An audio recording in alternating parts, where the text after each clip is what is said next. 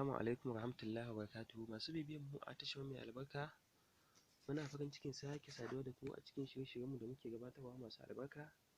Insha Allahu a yau za mu nuna muku yadda za ku magance matsalar da ta shafi rashin aika saƙo da kuma rashin karɓar saƙo.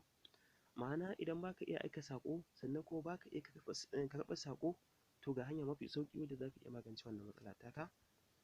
Sai dai kafin mu kai ga shiga cikin shirin namu, don Allah idan wannan shi ne zuwanka na farko ka yi ƙoƙari ka mana subscribing, sannan ka danna alamar ƙararrawa domin sanar da ku sabbin shirye-shiryenmu da zarar mun ɗora su. To mu kai ga mu soma shiga cikin shirin namu. Da farko za ka nemo inda aka rubuta messages, sai kai clicking ɗin shi, ga messages ɗinmu, sai mu yi clicking ɗin shi.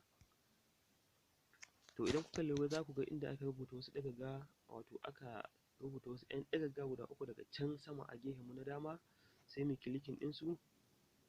To za ku ga inda kuma aka rubuta setting, sai mu yi clicking ɗin shi.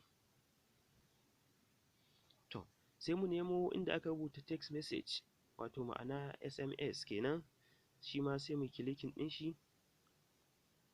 Sai mu nemo inda aka rubuta SMS service center, shi ma nan sai mu yi clicking ɗin shi. Ga ya nan mun nemo shi.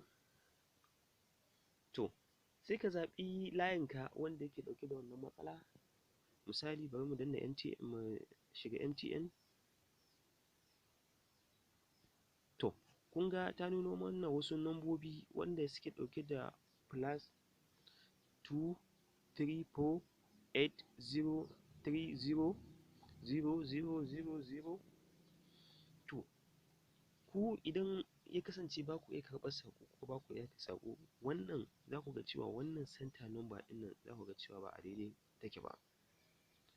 Saboda haka domin magance wannan matsalar wannan, wato rashin aika saƙo da kuma rashin karɓar saƙo, wannan sai ku copy ɗin wannan center number ɗin ku sanya ta a wannan message center number da kuka gani a jikin layinku.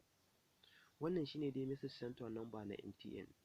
Saboda haka yadda kuka gan shi a haka, haka za ku ɗauke shi ku rubuta shi.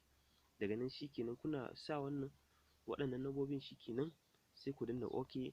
Shi kenan a yanzu za ku iya karɓar saƙo da kuma aika saƙo.